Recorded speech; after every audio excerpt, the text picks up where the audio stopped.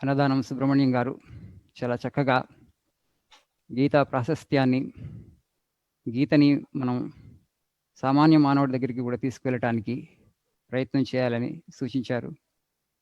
గీత ఒక అద్భుతమైనటువంటి వ్యక్తిత్వ వికాస పుస్తకం, అందులో సందేహం లేదు. అయితే మనం మిగతా మతాల వారితో పోల్చుకుంటే మన గ్రంథం, ధార్మిక గ్రంథం భగవద్గీత ఫిలాసాఫికల్ టెక్స్ట్.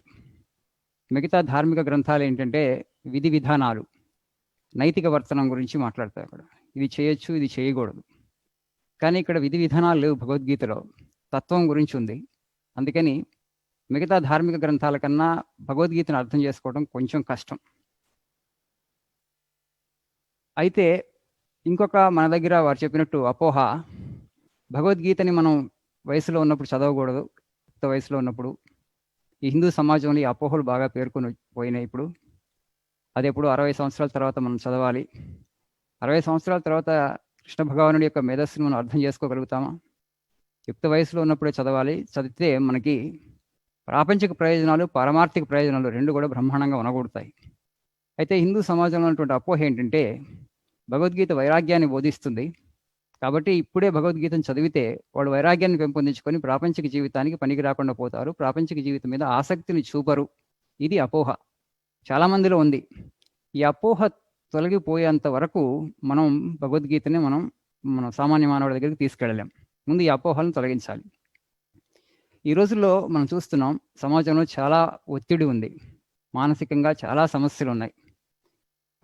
డాక్టర్స్ అన్నీ ఇప్పుడు వచ్చేటువంటి వ్యాధుల్ని సైకోసొమాటిక్ డిసీజెస్ అంటున్నారు. అంటే మైండ్ బార్న్, మనస్సు నుంచి ఉత్పన్నమైనవి. మనస్సు శరీరం రెండు కలిసే ఉన్నాయి కాబట్టి మనస్సు కనుక అనారోగ్యంగా ఉన్నప్పుడు, మనస్సు ఒత్తిడితో ఆందోళనతో ఉన్నప్పుడు ఆ శరీరం ఆరోగ్యంగా ఉండటానికి అవకాశం లేదు. మనసు చాలా ప్రభావం చూపిస్తుంది శరీరం మీద. ఆ విషయాన్ని మనం గ్రహించి ముందుగానే మనం భగవద్గీతను చదువుకుంటూ, if you empower ourselves with Bhagavad Gita, the thought that is contained in the Bhagavad Gita, we can create a great society. ఇది చాలా అత్యవసరం. భగవద్గీతలో ఏం చెప్పారు భగవంతుడు? భగవద్గీతకి మనకి ఉన్న మిగతా ధార్మిక గ్రంథాలు, మన హిందూ సమాజంలోని అంటే మన హిందూ ధర్మంలోని మిగతా ధార్మిక గ్రంథాలకు తేడా ఏంటి? వేదాల సారమంతా ఉపనిషత్తుల్లో గుదివృచ్చి ఉంది. ఆ ఉపనిషత్తుల సారమంతా భగవద్గీతలో ఉంది. కాబట్టి భగవద్గీత వేద సారమే. భగవద్గీతను చదివితే వేదాలను చదివినట్లే, వేద సారం తెలిసినట్లే. ప్రతి మనిషి, ప్రతి హిందువు తప్పకుండా భగవద్గీతను చదవాలి. ఎందుకు? మనకి తెలుసు ఈ కాంటెక్స్ట్. ఏ సందర్భంలో కృష్ణ భగవానుడు అర్జునుడికి భగవద్గీతను బోధించాడో, యుద్ధ సమయంలో యుద్ధభూమిలో బోధించాడు. జీవితం అన్నటువంటిది కూడా ఒక చిన్నపాటి యుద్ధమే, రణరంగమే. మనం రోజు మనసుతో యుద్ధం చేస్తున్నాం, బాహ్య పరిస్థితులతో యుద్ధం చేస్తున్నాం. ఈ యుద్ధంలో మనం విజేతగా నిలవాలంటే మనకు ఒక తత్వము, ఒక సమగ్రమైనటువంటి అవగాహన ఉండాలి జీవితానికి సంబంధించి. మనం ఇప్పుడు చూస్తే మనం ఎవరు మార్కెట్కి వెళ్ళి ఏమైనా వస్తువు కొనుక్కున్నాం అనుకోండి, ఆ వస్తువుతో పాటు మనకు ఒక యూజర్ మాన్యువల్ ఇస్తారు. ఆ యూజర్ మాన్యువల్ తెచ్చుకొని మనం ఆ యూజర్ మాన్యువల్లో ఉన్నటువంటి సూచనలు చదువుకొని ఆ వస్తువును వాడతాం. అదేవిధంగా ఈ మనిషి అనేటువంటి వస్తువు అనుకోండి, దానికి మనం రూపకల్పన చేయలేదు, మనస్సును మనం సృష్టించలేదు, భగవంతుడు సృష్టించాడు. సో ఇది భగవంతుడు సృష్టి. మనల్ని ప్రపంచంలోకి పంపించినప్పుడు భగవంతుడు ఒక మాన్యువల్ని కూడా ఇచ్చాడు. ఆ మాన్యువలే భగవద్గీత. అయితే భగవంతుడు సృష్టించినటువంటి అద్భుతమైనటువంటి పరికరాన్ని, శరీరం మనస్సు అనేటువంటి పరికరాన్ని మనం ఆ మాన్యువల్ చదవకుండా, కనీసం మాన్యువల్ని అర్థం చేసుకోవడానికి ప్రయత్నం చేయకుండా మనం దాన్ని ఆపరేట్ చేస్తున్నాం యాక్సిడెంటల్గా. అందుకనే సమాజం ఇప్పుడు ఈ స్థితిలో ఉంది. సో అర్జునుడికి ఆయన యుద్ధరంగంలో బోధించాడు అది. ఎందుకంటే మనకు తెలుసు అర్జున విషాద యోగం ప్రథమ అధ్యాయం అది. ఆయన నిరాశ, నిస్పృహ, దైన్యం అర్జునుడిని ఆవహించింది. శరీరం వణకడం ప్రారంభమైంది, ఎందుకంటే సందిగ్ధంలో ఉన్నాడు, స్పష్టత లేదు. అప్పుడు భగవానుడు కుతస్త్వా కస్మలమిదం విషమే సముపస్థితం అనార్యజుష్టం అస్వర్గ్యం అకీర్తికరం అర్జున. నీకు ఈ సమయంలో ఈ దైన్యం ఎక్కడి నుంచి వచ్చిందయ్యా? వివేకానంద స్వామీజీకి చాలా నచ్చినటువంటి శ్లోకం ఇదొకటిని. క్లైబ్యం మాస్ మగమహ పార్థ నా ఏతత్వోపపద్యతే క్షుద్రం హృదయ దౌర్బల్యం త్యక్తోత్తిష్ట పరంతప. ఈ హృదయ దౌర్బల్యాన్ని నువ్వు తొలగించుకొని ఉత్తిష్ట, జాగృత, మెలుకో, ఇప్పుడు సందిగ్ధం వచ్చింది నీకు, ఇప్పుడు నువ్వు సంశయంలోనికి గురి అయ్యావు, ఇది సమయం కాదు, మన యుద్ధాన్ని ఆపడానికి అన్ని ప్రయత్నాలు చేశాం అని ఆ సందర్భంలో భగవానుడు ఇంక మిగతా అన్ని అధ్యాయాలు అప్పుడు బోధింపబడ్డాయి. ఆ రెండవ అధ్యాయం సాంఖ్యయుగంలో ఏం చెప్పారు సంగ్రహంగా అంటే, భగవానుడు ఆత్మ నాశరహితం అని చెప్తారు. దేహి నిత్యం అవధ్యూయం దేహస్మిన్ భారత. ఈ దేహం పోతుంది, కానీ ఈ దేహంలో ఉన్నటువంటి దేహి శాశ్వతుడు, అజుడు, అప్రమేయుడు. కాబట్టి నువ్వు ఈ భయానికి లోనవడానికి అవసరం లేదు.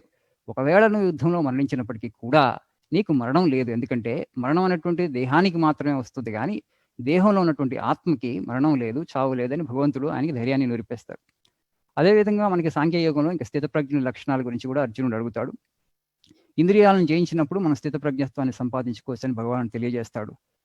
ఆ తర్వాత అందులో రెండో అధ్యాయంలో సాంఖ్యయోగంలో ఈ పూర్వమీమాంసకారులు ఏంటంటే వాళ్ళు స్వర్గానికి పోవడానికి కామ్యకర్మలను చేసేవాళ్ళు. యజ్ఞాలు చేసినా యాగాలు చేసినా స్వర్గాలకి వెళ్ళే ఉద్దేశంతో వాళ్ళు చేసేవాళ్ళు. అయితే భగవంతుడు వాటిని కూడా అప్రిషియేట్ చేయడు. అది కూడా గొప్ప కార్యం కాదు. నువ్వు ఇంద్రియాలను నిగ్రహిస్తే నీకు స్థితప్రజ్ఞత్వం వస్తుంది. యశా బ్రాహ్మీ స్థితి పార్థ నైనాం ప్రాప్య విముహ్యతి స్థిత్వాస్యమంతకాలేపి బ్రహ్మ నిర్వాణమృచ్చతి. ఈ బ్రాహ్మీ స్థితి ఎలా వస్తుందంటే, ఈ స్థితప్రజ్ఞత్వం నీకు ఎప్పుడు వస్తుందంటే, ఎప్పుడైతే నువ్వు ఇంద్రియాలను నిగ్రహించి నువ్వు మనస్సును అదుపులో పెట్టుకొని మనస్సును దాటి వెళ్తావో అప్పుడు నీకు ఆ స్థితి వస్తుందని చెప్తారు. అయితే ఈ రెండో అధ్యాయంలోని సాంఖ్యయోగం చెప్పేసేసి అన్ని అంటే తత్వం మొత్తం కృష్ణ భగవానుడు పూర్తిగా చెప్పేశాడు. ఇంక తర్వాత అధ్యాయాలు చెప్పకపోయినప్పటికీ కూడా సరిపోయేది. కానీ అప్పటికి అర్జునుడి సందేహం తీరలేదు ఇంకా. అంటే దేహం అనిత్యం తెలుసు, అర్థమవుతుంది, కానీ లోపల దేహి ఉన్నాడా నిజానికి, ఆ దేహిని ఎలా తెలుసుకోవాలి? భగవానుడు చెప్పాడు ఇంద్రియాలను నిగ్రహించాలని, కానీ అది సాధ్యమా నాలాంటి వాళ్ళకి? అయితే ఇప్పుడు నేను మరి కర్మ ఎందుకు చేయాలి? మూడో అధ్యాయంలోకి వచ్చేసరికి వెంటనే ప్రశ్నిస్తాడు. వ్యామిశ్రేణేవ వాక్యేన, పరస్పర అసంబంధమైనటువంటి విషయాలు చెప్పి నన్ను కన్ఫ్యూజ్ చేస్తున్నావు, సందిగ్ధంలో పెడుతున్నావు కృష్ణ అంటాడు. ఒకప్పుడు ఒకసారి నుంచి యుద్ధం చేయమంటున్నావు, ఇంకోసారి ఏమో నువ్వు ఇంద్రియాలను నిగ్రహించుకొని బ్రాహ్మీ స్థితిని పొందమని చెప్తున్నావు. నాకు ఈ రెండింటికి అంటే పొంతన ఉన్నట్టు కనిపించట్లేదు, నన్ను సందిగ్ధంలో పడేస్తున్నావు అని అన్నప్పుడు భగవానుడు కర్మయోగం చెప్తారు. మూడో అధ్యాయం కర్మయోగం. కర్మయోగంలో ఆయన ఏం బోధించారు? యజ్ఞార్థాత్ కర్మ అన్యత్ర లోకోయం కర్మబంధన. నువ్వు కర్మ చేసేటప్పుడు ఆ కర్మని యజ్ఞంగా చేయాలి, యజ్ఞం కోసం చేయాలి, లేకపోతే ఆ కర్మ నీకు బంధనానికి దారితీస్తుంది. అంటే కర్మలో దోషం లేదు, ఆ ఏ యాటిట్యూడ్తో చేస్తున్నావు, ఏ భావంతో చేస్తున్నావు, నిస్సంగ బుద్ధితో చేస్తున్నావు లేదా అది చూసుకో అని చెప్పేసి భగవానుడు నిస్సంగ బుద్ధితో నువ్వు కర్మలు చేస్తే నీకు ఆ కర్మ ఫలము అంటుకోదు. తస్మాత్ అసక్త సతతం కర్మ. అసక్తుడిగా ఉండి నిస్సంగ బుద్ధితో కర్మలను చేయడం నేర్చుకో అర్జున అని భగవానుడు చెప్తారు. అయితే ప్రకృతి మొత్తం చేయిస్తున్నప్పుడు మనిషికి పాపం ఎలా అనుకుంటుంది అంటాడు అర్జునుడు. ప్రకృతి అంతా చేయిస్తుంది అంటున్నావు కదా కృష్ణ, మరి అప్పుడు మనిషికి పాపం ఎందుకు చేరుకుంటుందంటే భగవానుడు చెప్తాడు ఆయన, రజోగుణం వలన వస్తుందయ్యా. కామయేష క్రోధయేష రజోగుణ సముద్భవ. ఈ కామము, క్రోధము, ఈ రజోగుణము ఇవి మనోమాలిన్యాలు. ఈ మాలిన్యాలు ఉన్నంత వరకు నిస్సంగ బుద్ధితో పనిచేయటం, కర్తృత్వ భావం లేకుండా పనిచేయటం కష్టమవుతుంది. కాబట్టి నువ్వు ఈ మాలిన్యాన్ని తొలగించుకొని నువ్వు కర్మలో కనుక నిన్ను నువ్వు నియోగించుకుంటే ఈ కర్మ బంధనానికి దారి తీయకుండా నీకు మోక్షానికి దారి తీస్తుంది. ఎందుకు కృష్ణ భగవానుడు వెంటనే నువ్వు అడవికి వెళ్ళి నువ్వు అక్కడే కూర్చొని తపస్సు చేసుకో, నువ్వు యుద్ధరంగం నుంచి విరమించు అని చెప్పలేదు? ఎందుకంటే అర్జునుడు క్షత్రియుడు. క్షత్రియుడు అంటే రజస్సు ఉండాలి. రజస్సు ఉన్నప్పుడే ఆ క్షాత్రవీర్యం ప్రస్ఫుటమవుతుంది.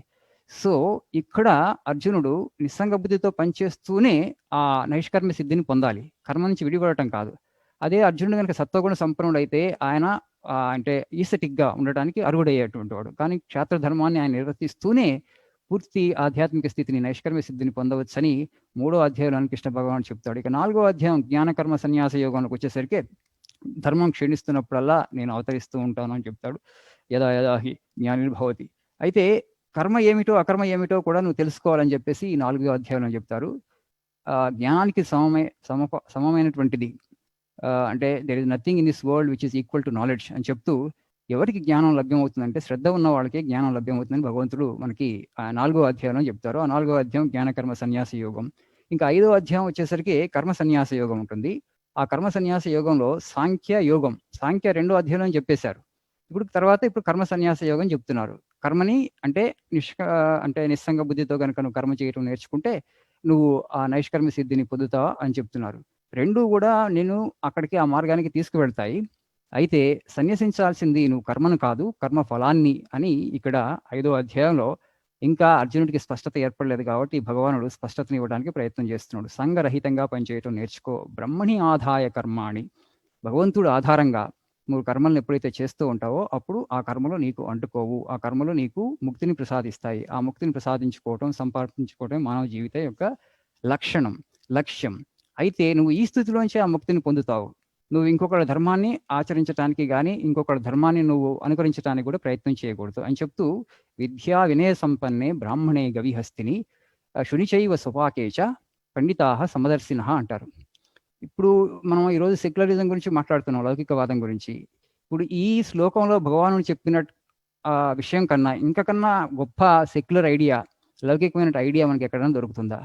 విద్యా వినయ సంపన్నే బ్రాహ్మణే గవిహస్తిని సునిచైవ సుపాకేచ పండితాహ సమదర్శినః. ఆ పండితులు ఎవరు, సమదర్శులు ఎవరై అంటే బ్రాహ్మణిలోను, ఒక ఏనుగులోను, ఒక గుర్రంలోను, కుక్కలోను, కుక్క మాంసం వండుకుని తిన్నటువంటి వ్యక్తిలోను, అందరిలోనూ కూడా ఒకే భగవంతుని చూడగలిగిన వాడు ఆ పండితుడు, సమదర్శనుడు అని చెప్తున్నారు. అంటే ఇంతకన్నా మనకి లౌకిక భావం ఇంకొకటి లేదు. ఇప్పుడు మనం భగవద్గీతని ఎప్పుడు హిందువుల ధార్మిక గ్రంథం అంటున్నాం, ఒక మత గ్రంథం, ఒక నమ్మకానికి సంబంధించినటువంటిది కాదు. యూనివర్సల్ ఐడియాస్ని ప్రమోట్ చేసి సర్వ సమభావాన్ని, ఇందాక అన్నదానం సుబ్రహ్మణ్యం గారు చెప్పినట్టు సౌభ్రాతత్వ భావనని, విశ్వ సౌభ్రాతత్వ భావనని, వసుదైవ కుటుంబకాన్ని దాన్ని నిర్మించుకోవడానికి మనకి దోహదపడుతున్న ఈ భావాలన్నీ. తర్వాత ఆత్మ సంయమ యోగం గురించి చెప్తారు భగవంతుడు 6వ అధ్యాయంలో. అక్కడ ఏం చెప్తారు? ఎవరిని వారో ఉద్ధరించుకోవాలని చెప్తారు. ఉద్ధరేద్ ఆత్మనాత్మానం నా ఆత్మానం అవసాదయేత్. ఎందుకు ఇది? మనం ఈ రోజుల్లో చాలా మంది కూడా బయట నుంచి మనం ఆసరాన్ని కోరుకుంటున్నాం. ఎవరు నాకు సహాయం చేస్తారు, ఎవరు నాకు సపోర్ట్ చేస్తారు? వివేకానంద స్వామి మనం చదివితే ఆయన అదే చెప్తారు. యాక్చువల్లీ ఏమంటారు? Actually all power is with in you, you can do anything and everything.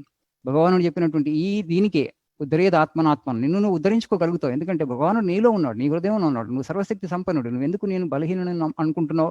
నీలో ఉన్నటువంటి శక్తుల గురించి నీకు తెలియదు. ఇప్పుడు గురువు వచ్చినా ఎవరు వచ్చినా ఏం చెప్తారు? నీలో ఉన్నటువంటి శక్తిని తెలియజేస్తారు. నీలో శక్తి లేకపోతే కదా. కానీ ఈ రోజులు ప్రతి మనిషి ఎలా అనుకుంటున్నారంటే నాకు ఎవరైనా ఆసరా కావాలి, సహాయం కావాలి, నాకు సహాయం చేసేవాళ్ళు ఎవరూ లేరు, ఎవరు నాకు సహాయం చేయట్లేదు, ఎవరు నన్ను పట్టించుకోవట్లేదు, నేను ఎవరికీ అవసరం లేదు అన్నటువంటి ఆత్మన్యూనత భావం కానీ, తమ శక్తుల గురించి సరి అయినటువంటి అవగాహన లేకపోవడం ఉంటుంది. అందుకనే ప్రతి మనిషి కూడా వివేకానంద స్వామి చెప్తారు, each soul is potentially divine, the goal is to manifest the divinity with in.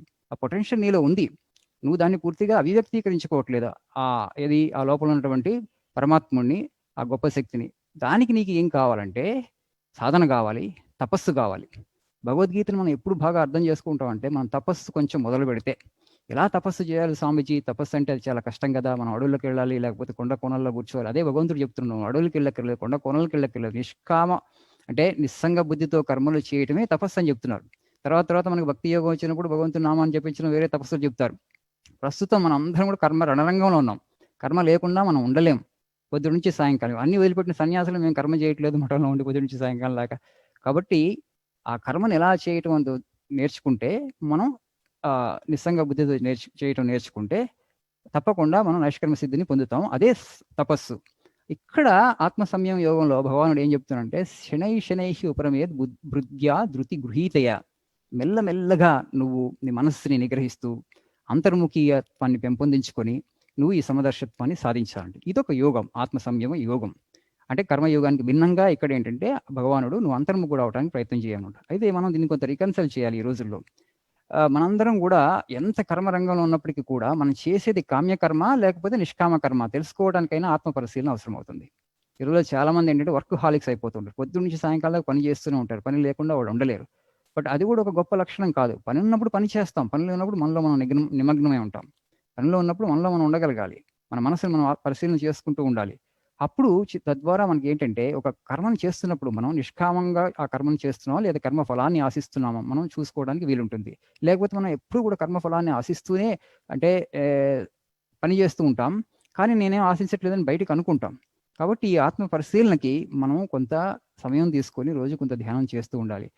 అప్పుడు భగవానుడితో అర్జునుడు అంటాడు, మరి ఈ మనస్సును నిగ్రహించడం అంత తేలిక కాదు కదా కృష్ణ, యాక్చువల్లీ మనో దుర్నిగ్రహం అంటాడు. యాక్చువల్గా వాయువురివ సుదుష్కరం, వాయువుని ఎలా మనం పట్టుకోలేమో ఆ విధంగా ఈ మనసుని పట్టుకోలేకపోతున్నాం, నా బలహీనత కనపడుతూనే ఉంది, ఈ బలహీనతని ఎలా అధిగమించాలి అన్నప్పుడు భగవానుడు అభ్యాసేనతో వైరాగ్యణచ గృహ్యతే అంటారు.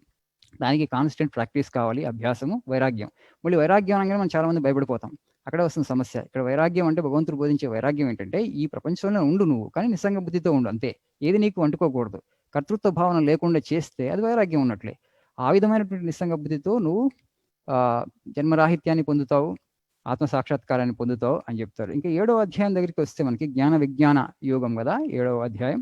అక్కడ ప్రకృతి గురించి చెప్తారు భగవంతుడు. నా ప్రకృతి అష్టవిధాలని చెప్పి, పంచభూతాలు, తర్వాత మనస్సు, బుద్ధి, అహంకారం, ఇది నా ప్రకృతి అని వివరిస్తూ, నేను కానిది ఏదీ లేదు ఈ ప్రపంచంలో అని చెప్పారు. ఎందుకంటే మత్తః పరతరం నాణ్యత్ కించిదస్తి ధనంజయ మయి సర్వమిదం ప్రోతం సూత్రే మణిగణా ఇవ. నేను కానిది ఈ ప్రపంచంలో ఏది లేదు, ప్రపంచం మొత్తం నేనే అని చెప్తూ ఉంటారు ఆయన. అంటే అదేవిధంగా అక్కడ ఒక గొప్ప విషయం ఏం చెప్తారంటే, ధర్మ అవిరుద్ధో భూతేషు కామోష్మి భరతర్షభ. మనం ఈ రోజుల్లో గీత ఎందుకు చదవటం లేదంటే, గీత వైరాగ్యాన్ని బోధిస్తుంది. గీత చదివిన తర్వాత మనం ఈ ప్రాపంచిక విషయాల మీద ఆసక్తి చూపించకూడదు, పూర్తి వైరాగ్యాన్ని పెంపొందించుకోవాలని భగవానుడు ఇక్కడ చెప్తున్నాడు. ధర్మావిరుద్ధో భూతేషు కామోస్మి భరతర్షభ. ధర్మబద్ధంగా సంపాదించి నువ్వు ఈ ప్రాపంచికటువంటి సుఖాలని అనుభవించడంలో తప్పేమీ లేదు, అందులో నేనే ఉన్నాను, అక్కడ నేనే ఉన్నానంటారు. అయితే ఇక్కడ మనం ఎప్పుడు తప్పు చేస్తాం, ధర్మానికి విరుద్ధంగా వెళ్ళి ధర్మ అర్థ కామ మోక్ష, అర్థకామాలను ధర్మానికి అనుగుణంగా అనుభవించడంలో తప్పు లేదని చెప్తారు. ఆ విధంగా మనం క్రమక్రమంగా భగవానుని చేరుకోవడానికి ప్రయత్నం చేయాలి. పూర్తిగా నిస్సంగ బుద్ధి అంటే పూర్తిగా వైరాగ్యాన్ని పెంపొందించుకొని అందరూ సన్యాసులు అవ్వాలని భగవంతుడు చెప్పలేదు, ఇక్కడ మనం గ్రహించాలి. అదేవిధంగా నా మాయను జయించుట అంత తేలిక కాదంటారు భగవంతుడు. దైవీ హేష గుణమయి మమ మాయా దురత్యయ మామేవ ఏ ప్రపద్యంతే మాయాం ఏషాం తరంతితే. ఎందుకు చెప్పారు అక్కడంటే, ఈ మనస్సు అనేటువంటిది నేను సృష్టించాను, నా చేత సృష్టింపబడ్డది ఇది this is the proof of my genius. కాబట్టి అంత తొందరగా ఈ మనస్సు నీకు లొంగదు.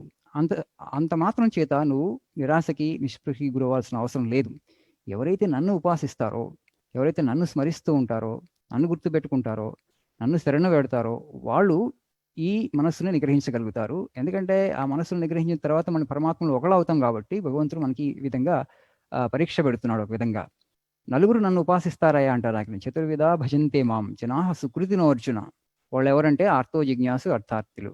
ఆర్తులు, జిజ్ఞాసులు, అర్థార్థులు, 4 రకాల వాళ్ళు నన్ను పూజిస్తూ ఉంటారు, ఉపాసిస్తూ ఉంటారు. అందరూ నాకు గొప్పవాళ్లే, అందరూ నాకు కావాల్సినటువంటి వాళ్ళే. అయితే ఎవరు నాకు ఎక్కువ ప్రియులు అంటే, జ్ఞాని అయితే నా స్వరూపమే అని భావించాల్సి ఉంటుందని చెప్తారు. తర్వాత మనకి 8వ అధ్యాయం వస్తుంది.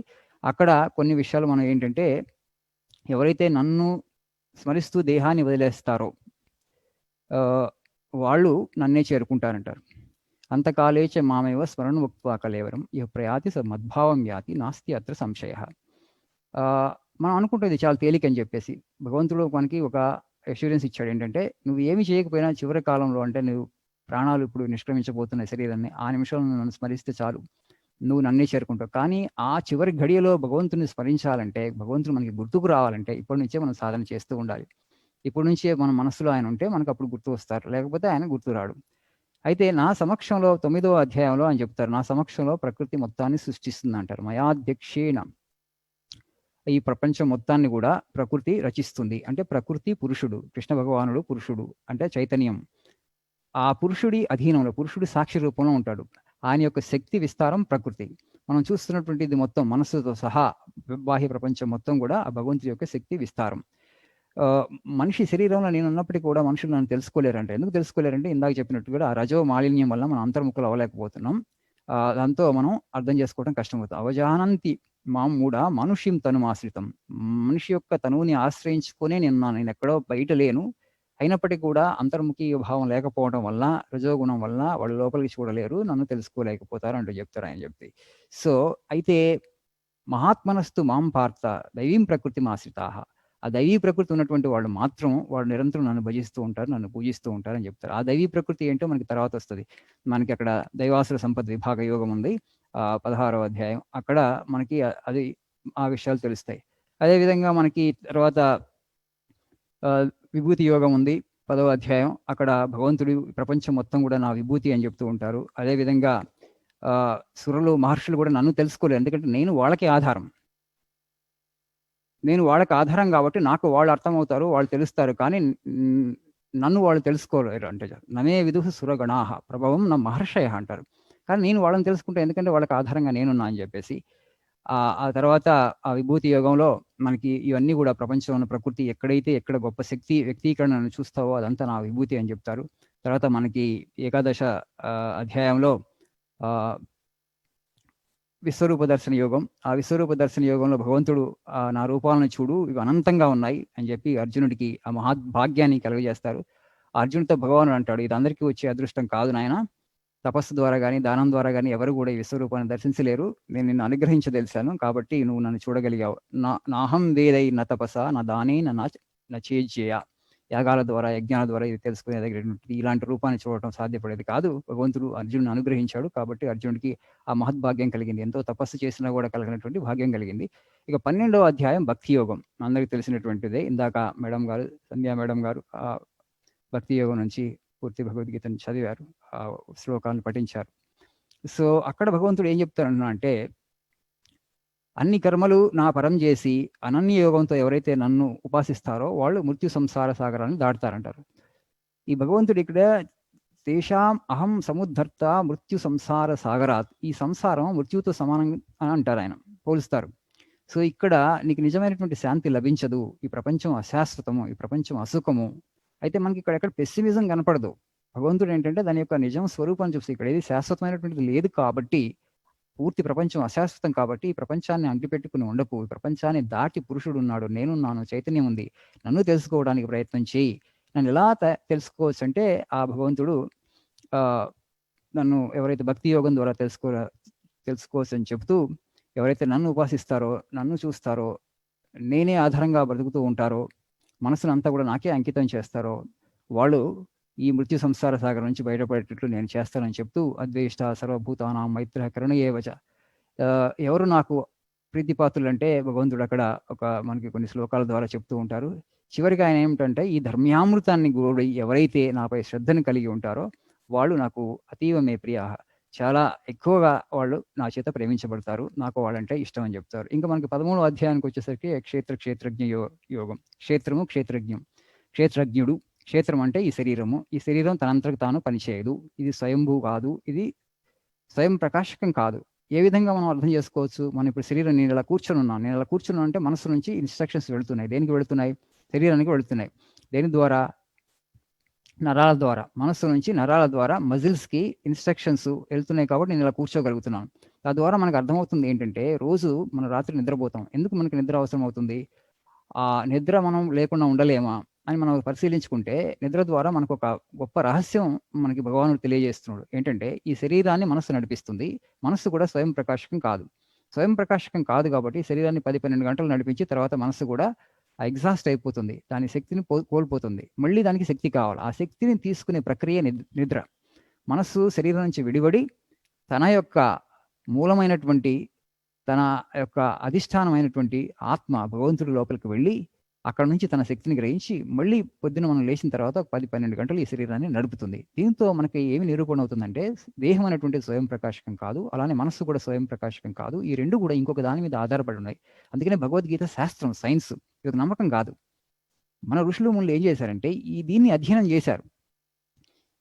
ఈ జీవితాన్ని పూర్తిగా అసలు మనస్సు ఏంటి, ఇంద్రియాలు ఏంటి, మన ఆలోచనలు ఎందుకు అక్కడ పుంఖానుపుంఖలకు వస్తున్నాయి మన ప్రమేయం లేకుండా, మనకు అదేవిధంగా ఈ భావోద్వేగాలు ఎందుకు అదుపులో ఉండట్లేదు, ఈ ప్రకృతి అంతా ఎక్కడి నుంచి పుట్టింది, నేను ఏం చేస్తే నాకు ఈ భావోద్వేగాలు, నా ఆలోచనలు నా అదుపులోకి వస్తాయి అని ఈ బానిసత్వాన్ని వాళ్ళు గుర్తించి ఈ జీవితాన్ని పూర్తిగా అధ్యయనం చేసిన తర్వాత, ఈ రెండింటికి అవతల చైతన్యం ఉంది, భగవంతుడు ఉన్నాడు.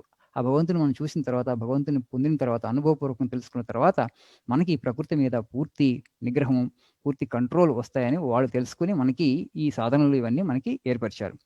తర్వాత ఇక క్షేత్రయజ్ఞ యోగంలో తర్వాత మనకి 14వ అధ్యాయం ఉంటుంది. అక్కడ గుణత్రయ విభాగ యోగం. ఇప్పుడు మన మనస్సు ఉంది, సృష్టి మొత్తం ఉంది. ఈ మూడు కూడా, సృష్టి, మనస్సు, ఇవన్నీ కూడా ఈ 3 గుణాల ద్వారా, త్రిగుణాల ద్వారా ఏర్పడింది. ఇది ఒక సైన్స్. మళ్ళీ ఇక్కడ తమో గుణము, రజోగుణము, సత్వగుణం, ఈ 3 గుణాల కలయికే ప్రపంచం మొత్తం. మనం ఏదైతే చూస్తున్నామో, పురుషుడు కాకుండా, చైతన్యం కాకుండా ఈ ప్రపంచం, మన శరీరం కానీ, మన మనస్సు కానీ, బాహ్య జగత్తు మొత్తం కూడా, ఈ రూపనామాలతో కూడుకున్న జగత్తు మొత్తం కూడా ఈ 3 గుణాలతో ఏర్పడినటువంటిదే. అయితే ఈ 3 గుణాలతో ఏర్పడినటువంటిదే ఈ దేహిని బంధిస్తుంది. ఈ 3 గుణాలతో ఏర్పడినటువంటి మనస్సు, శరీరమే ఉపాధిగా కూడుకొని ఈ 2 ఉపాధులు అనంతమైనటువంటి ఆ పరబ్రహ్మాన్ని జీవాత్మగా చేసేసాయి. పరమాత్మ జీవాత్మ ఎలా అయిపోయాడు? ఈ ఉపాధుల వలన. ఈ ఉపాధులు ఎలా నిర్మితమయ్యాయంటే ఈ 3 గుణాల ద్వారా నిర్మితమైనవి. ఈ గుణాలను దాటితే మళ్ళీ ఉపాధి రహితమవుతాం. ఉపాధి రహితమైనప్పుడు మళ్ళీ మన శాశ్వత పదాన్ని పొందుతాం. మనం మళ్ళీ అనంతుడిగా ఉంటాం.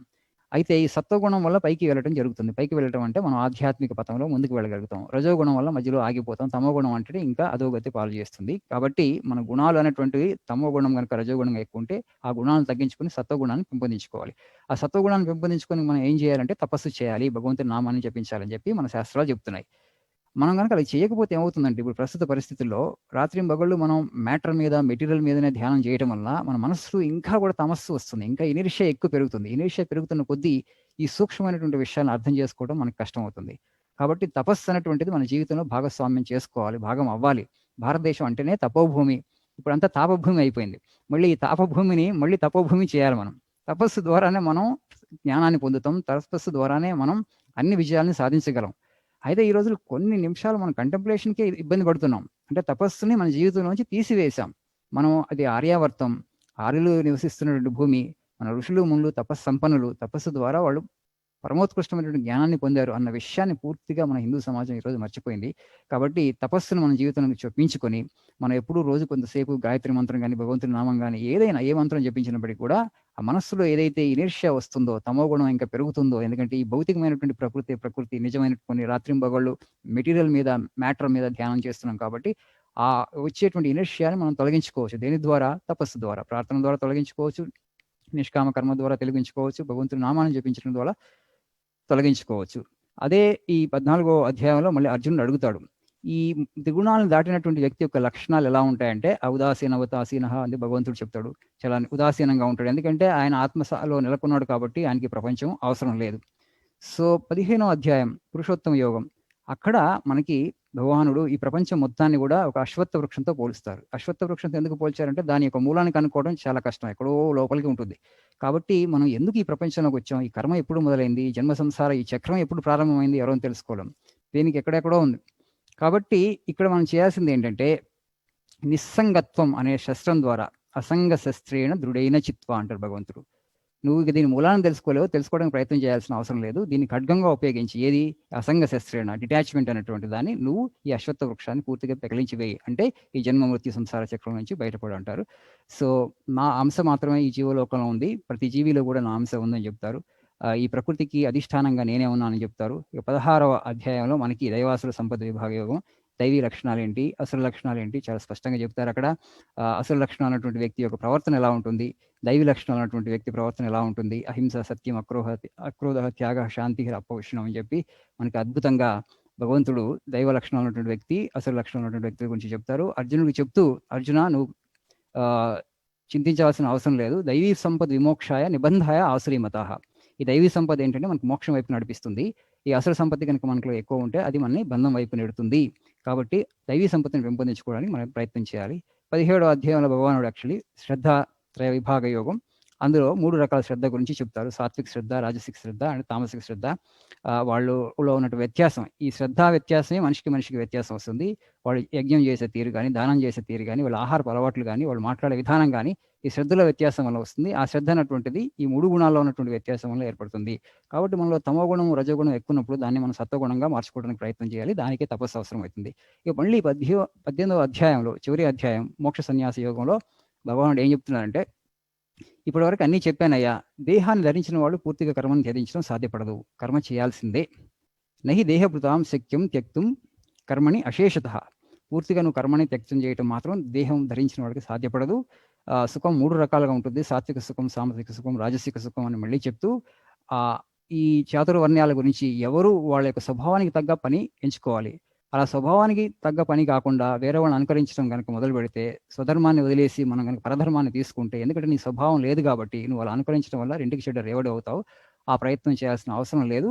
అసక్త బుద్ధి సర్వత్ర జితాత్మ విగత స్పృహ. ఈ అసక్త బుద్ధితో అంటే మళ్ళీ ఇక్కడ మన కర్మయోగాన్ని తీసుకొచ్చారు కృష్ణ భగవానుడు. డిటాచ్మెంట్ ద్వారానే నైష్కర్మ సిద్ధిని పొందుతావు అర్జున. కాబట్టి ఇంకొక ధర్మాన్ని, పరధర్మాన్ని నువ్వు అనుకరించడానికి ప్రయత్నం చేయొద్దు అని చెప్తూ, నీ కర్మలన్నీ కూడా ఈ స్వభావం చేత నియంత్రించబడుతున్నాయి.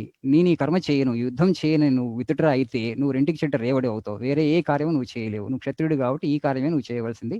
నువ్వు కనుక ఇక్కడ విజయం సాధిస్తే నువ్వు గొప్పగా రాజవుతావు, ఈ ప్రపంచాన్ని ఏలుకోవచ్చు. నువ్వు కనుక యుద్ధంలో మరణిస్తే వీర స్వర్గాన్ని పొందుతావు అని చెప్తూ, ఈశ్వర సర్వభూతానాం హృద్దేశి అర్జున తిష్టతి బ్రాహ్మయన్ సర్వభూతాని యంత్రారూఢాని మాయయా. నువ్వు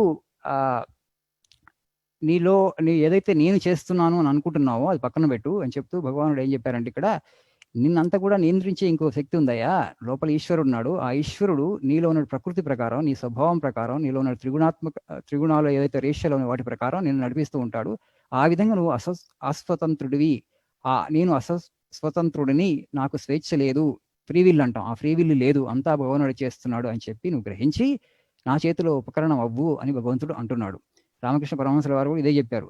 నేను భగవంతుడి చేతిలో ఉపకరణాన్ని, నేను ఓన్లీ యంత్రాన్ని, ఆయన యంత్రాన్ని నడిపిస్తున్నటువంటిది ఆయన అని ఎవరైతే నిరంతరం అలా ఆత్మ సమర్పణ భావంతో ఉంటారో వాళ్ళు పూర్తిగా భగవంతుడిని పొందడానికి అవకాశం ఉంటుంది. ఎందుకంటే ఒక స్థాయి తర్వాత మన యొక్క సంకల్పాన్ని మనం పూర్తిగా పక్కన పెడితే భగవంతుడి సంకల్పం ఉంటుంది. అప్పుడు మనం సిద్ధిని పొందడానికి అవకాశం ఉంటుంది. సో చివరికి ఇంకా భగవంతుడు ఆయన ఏం చెప్తారంటే, నువ్వు ఇవన్నీ అర్థమైనా అర్థం కాకపోయినా ఈ తత్వం, ఫిలాసఫీ, సర్వధర్మాన్ పరిత్యజ్య మామేకం శరణం వ్రజ అహం త్వా సర్వపాపేభ్యో మోక్షయిష్యామి మా శుచః. ఇవన్నీ నీకు అర్థం కాకపోయినా పర్వాలేదు, నేను నిమిత్త మాత్రుడని, అంతా ఒక భగవంతుడే చేయిస్తున్నాడు అన్నటువంటి భావం ఉండి నువ్వు నన్ను గనక శరణు వేడితే, నువ్వు నాకు సమర్పణ చేసుకుంటే నిన్ను ఈ మృత్యు సంసార సాగరంలోంచి నేను తరింపజేస్తానని భగవంతుడు మనకి ఈ సంగ్రహంగా ఈ సందేశాన్ని అందిస్తారు. ఈ 18 అధ్యాయాల్లో ఏదైతే ఉందో ఆ జ్ఞానము అన్నటువంటిది జ్ఞాన అమృతం. నిజానికి ఈ జ్ఞానామృతాన్ని ఎవరైతే కోలుతారో వాళ్ళు భగవంతుడికి ప్రీతిపాత్రులు అవుతారు. అయితే ఇప్పుడు మనం భగవద్గీత గురించి చెప్పుకునేటప్పుడు ఈ అపోహలు తొలగించుకోవడం ఒకటే అవసరము. ఇంకొకటి ఏంటంటే, ఇది సైన్స్ అనేటువంటి విషయాన్ని మనం గుర్తించాలి. రాజవిద్య రాజగుహ్యం. భగవానుడు ఏం చెప్తాడంటే, రాజవిద్య కింగ్ ఆఫ్ సైన్సెస్. ఎందుకంటే మనం పర్టికులర్ నుంచి జనరల్కి వెళుతున్నాం. సృష్టి రహస్యాన్ని ఆవిష్కరింపజేస్తుంది భగవద్గీత. మిగతా అన్ని మనం ఏ చదువుకున్నా కూడా అది సమగ్రమైనటువంటి జ్ఞానం కాదు. ఇది సమగ్రమైనటువంటి జ్ఞానం. ఏది పొందితే ఇంకా పొందాల్సిన అవసరం లేదు, ఏది తెలుసుకుంటే ఇంకా తెలుసుకోవాల్సిన అవసరం లేదు. ఏది మనం అనుభవపూర్వకంగా తెలుసుకుంటే ఈ జన్మమృత్యు సంసార చక్రం నుంచి పడతాం, మృత్యుని కూడా అధిగమించగలుగుతాం. కాబట్టి ఇది మహోత్కృష్టమైనటువంటి జ్ఞానం అన్న విషయాన్ని మనం గ్రహించి, it's a tremendous empowerment, cultural and intellectual and spiritual empowerment ఈ గ్రంథాన్ని చదవటం. అంటే కొంచెం అర్లీ స్టేజ్లోనే మనం చదవటం మొదలు పెడితే, కొంత రుచి కనుక ఏర్పడితే రెగ్యులర్గా భగవద్గీత గ్రంథాన్ని చదవటం ద్వారా అద్భుతమైనటువంటి వికాసాన్ని పొందవచ్చు. మానవ జన్మ పరమ ప్రయోజనమైనటువంటి మోక్షాన్ని పొందవచ్చు. మానవ జన్మ దుర్లభము, అంత తేలిగ్గా లభించదని చెప్పి మన శాస్త్రాలు చెప్తున్నాయి. ఆ దుర్లభమైనటువంటి మానవ జన్మ వచ్చిన తర్వాత మానవుడు చేయాల్సింది ఒకే ఒకటి, రామకృష్ణ పరమహంసుల ప్రకారం. అదేంటంటే భగవంతుని తెలుసుకోవడానికి ప్రయత్నం చేయటం, సత్యాన్ని తెలుసుకోవడం కోసం ప్రయత్నం చేయటం. ప్రపంచంలో ఒకే ఒక్క దేశం మోక్షేచ్ఛతో ముందుకు సాగుతుంది, ఒకే ఒక్క నాగరికత. మిగతా నాగరికతలన్నీ కూడా భౌతిక నాగరికతలు, భోగ నాగరికతలు. ఆ విధంగా మనం చాలా విలక్షణం, చాలా ఉన్నతమైనటువంటి స్థితిలో ఉన్నాం అప్పటికి ఇప్పటికీ కూడా. కానీ we underestimate our selves, we don't take genuine pride in our own glory. God has given us so much of spiritual wealth, really. Actually, it's other races, when they look at us, they feel jealous of us. But we don't know our own treasure, the greatness of our own spiritual heritage. That is an unfortunate state of affairs that's going on in this country. Bhagavad Gita is a secular text. Actually, ఇందాక అన్నదానం సుబ్రహ్మణ్యం గారు చెప్పినట్టు, we have to universalize it. అక్కడ ఒక మతానికి కానీ ఒక నమ్మకానికి సంబంధించినటువంటిది ఏం లేదు. ఎవరైనా వాళ్ళు సైంటిఫిక్గా అనాలిసిస్ చేసుకొని వాళ్ళు ఈ విషయాన్ని వాళ్ళు ఆచరణలో పెట్టి, then they can have the highest experience for themselves. So in that way, this scripture is unique. This scripture is so great and wonderful. It has come to us as part of the Mahabharata. It is a wisdom imparted by the Lord himself, the Supreme Lord, to his beloved disciple Arjuna. That way we are all very fortunate, and we have to take this message that Krishna gives to Arjuna to a larger section of the society. It's all the more needed now. ఇంతకుముందు కన్నా ఇప్పుడు చాలా ఎక్కువ అవసరమై ఉంది. ఎందుకంటే మనం ప్రపంచ పరిస్థితి చూస్తూనే ఉన్నాం, ఎంత ఒత్తిడి ఉంది సమాజంలో, ఎన్ని రకాల మానసిక సమస్యలు ఉన్నాయి, ఎన్ని రకాలైన సంక్లిష్టాలు. ఇవన్నింటిని తొలగించుకోవడానికి మనకు ఒక టానిక్గా ఈ భగవద్గీత ఉపయోగపడుతుంది. It's like wonderful tonic. It's like ambrosia, you can say elixir, that helps us to attain the highest in life. So once again, I thank all the great people who have helped me and who have actually given me this golden opportunity to share a few of my thoughts on Bhagavad Gita.